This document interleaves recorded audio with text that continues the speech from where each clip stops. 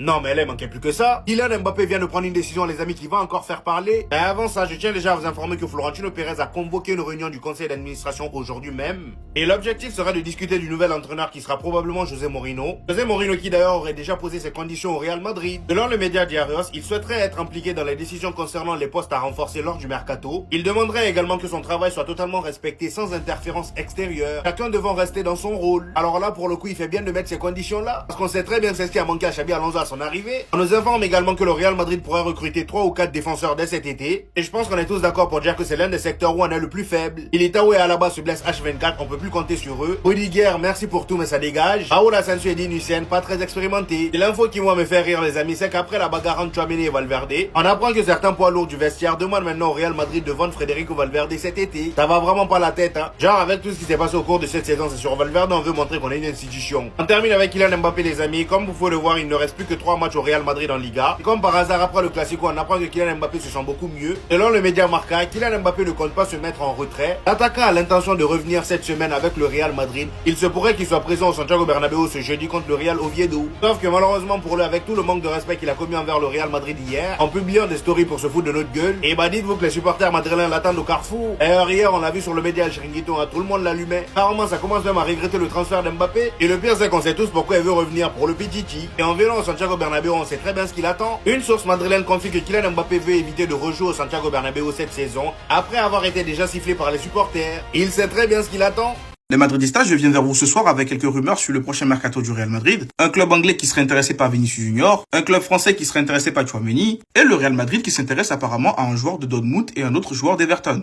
Mais avant de vous parler de tout ça, pour tous les Madrilènes qui ne me suivent pas encore et qui ne souhaitent rien louper de l'actualité Madrid, ça se passe ici, donc n'hésitez pas à vous abonner. Et surtout, n'oubliez pas de partager la vidéo à tous vos proches qui méritent d'être régulièrement informés sur l'actualité Madrid. Allez, on enchaîne. On va commencer par Vinicius Junior. Selon certains médias anglais, Vinicius Junior entre dans la dernière année de son contrat au Real Madrid et il n'y a toujours pas d'accord sur une prolongation. Manchester City envisage désormais sérieusement un transfert pour l'ailier brésilien. Reste à voir si l'info elle est vérifiée, mais c'est vrai qu'on n'a pas de nouvelles du tout par rapport à sa prolongation au Real Madrid. On sait que Florentino Pérez souhaite le prolonger, mais les négociations n'avancent pas. L'entourage de Vinicius Junior qui demande 30 millions d'euros net, je crois, et Florentino Pérez qui ne veut proposer que 20 millions d'euros. Sans oublier que son contrat arrivera à terme la saison prochaine.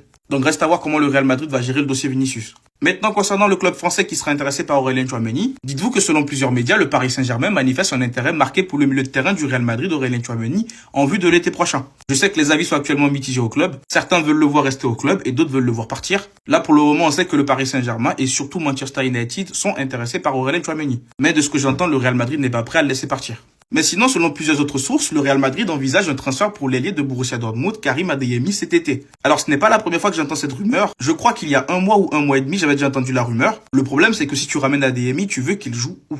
Actuellement, le secteur offensif, il a l'air bouché, à part à droite, bien évidemment. En tout cas, de ce que moi je sais, le Real Madrid ne sera pas très actif lors du mercato sur des profils offensifs, à part Nico Paz et Henry.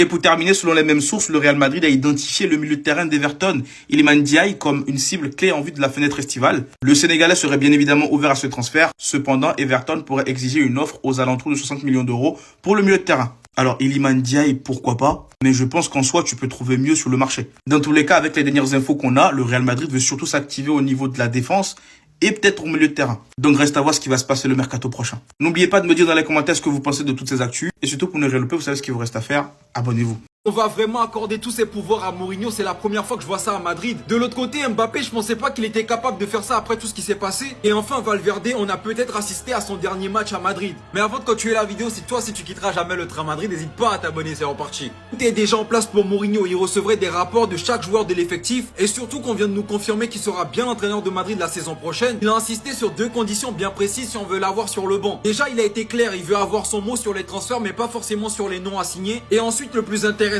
il veut aucune interférence dans son travail avec les joueurs. Mbappé de son côté après les stories aurait perdu le soutien de beaucoup de joueurs à Madrid, alors que lui veut jouer les 3 derniers matchs de la saison pour être prêt physiquement pour la Coupe du Monde. Mbappé t'es vicieux mais je vais pas trop te faire parce que toute l'équipe en fait elle est nulle. Et enfin des joueurs importants dans le vestiaire à Madrid demandent le départ de Valverde cet été. Il jouera plus jusqu'à la fin de la saison et même s'il est là la saison prochaine il aura plus le brassard de capitaine. Après qu'il s'est fait casser la gueule par Tchouaméni, la direction aurait été énormément déçue. Mourinho t'es en train d'ouvrir ta gueule, j'espère que tu vas vraiment faire des différences quand tu vas arriver dans ce club de Moody. Et surtout de votre côté encore une fois n'hésitez pas à me donner vos avis. En attendant c'était votre gars Silas pour un nouveau banger.